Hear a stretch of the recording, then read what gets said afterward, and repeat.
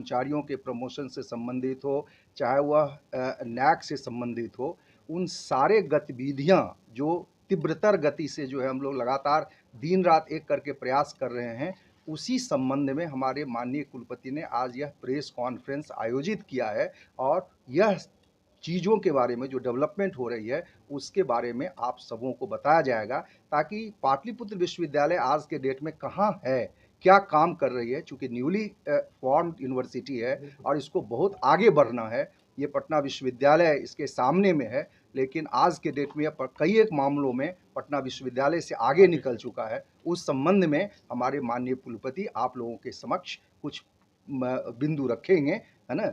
आपके समक्ष में कुलपति महोदय। पहले तो आप लोगों का स्वागत है। पहली प्रेस कॉन्फ्रेंस है।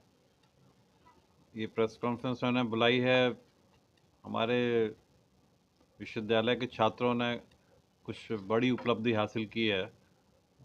क्रिकेट टूर्नामेंट जो कि eastern zone, north east zone जो क्रिकेट टूर्नामेंट खेला जा रहा था इंटर यूनिवर्सिटी, उसमें हमारी टीम क्वालिफाई कर गई है नेशनल लेवल पे। तो एक बहुत बड़ा अचीवमेंट है अब पटना के लिए, मतलब बिहार के लिए, पटना के लिए भी। और जब वो नेशनल लेवल पे टीम हमारी इंटर यूनिवर्सिटी खेलेगी तो हमारे 2-3 अधिकारी वहाँ रहेंगे उस टाइम, क्योंकि टीम के वापस आने पे हम सब उनके इनपुट्स लेंगे तो आपसे शेयर करेंगे। इसको ध्यान में रखते हुए हम उन सभी खिलाड़ियों को जो हमारे यूनिवर्सिटी के, उनको बधाई देना चाहते हैं और प्रोत्साहित भी करेंगे जब वो यहाँ आएंगे। नंबर 2 ये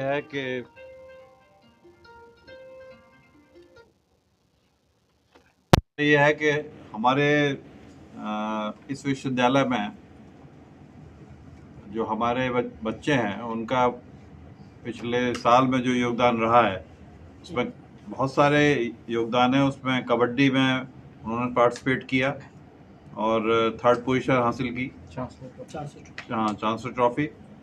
कराटे में भी उन्होंने बहुत अच्छा प्रदर्शन किया है और वो मोहाली यूनिवर्सिटी में ऑर्गेनाइज हुआ था और उसमें इन्होंने प्राइज भी जीते हैं, ब्रॉन्ज मेडल जीता है। इसके अलावा राजिता सिंह वेट लिफ्टिंग में, जो कि लवली प्रोफेशनल यूनिवर्सिटी में आयोजित की गई थी, उसमें 2 मैन और 3 वुमेन ने पार्टिसिपेट किया। उसमें खुशी कुमारी को सिल्वर और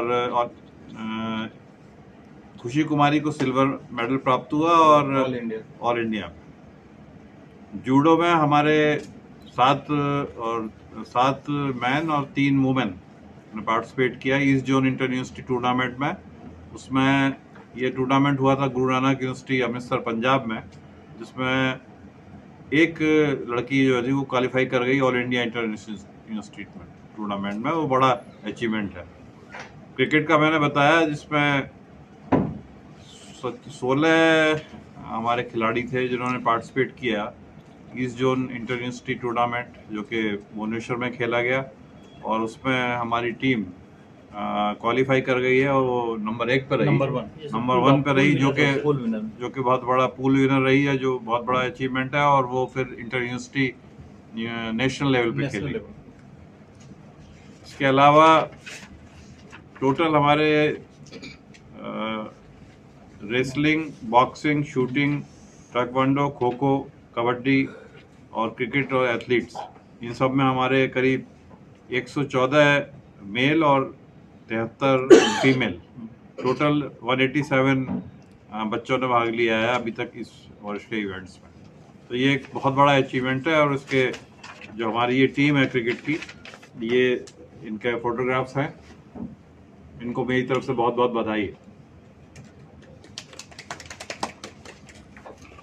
इसमें हमारे जो बच्चों को लीड करते हैं, जिनको बच्चों का साथ देते हैं, बच्चों को स्पोर्ट्स में प्रोत्साहित करते हैं, हमारे DSW और हमारे डॉक्टर साहब और खेल से जुड़े हुए जो हमारे टीचर्स हैं, उनको सभी को मैं बधाई देता हूँ।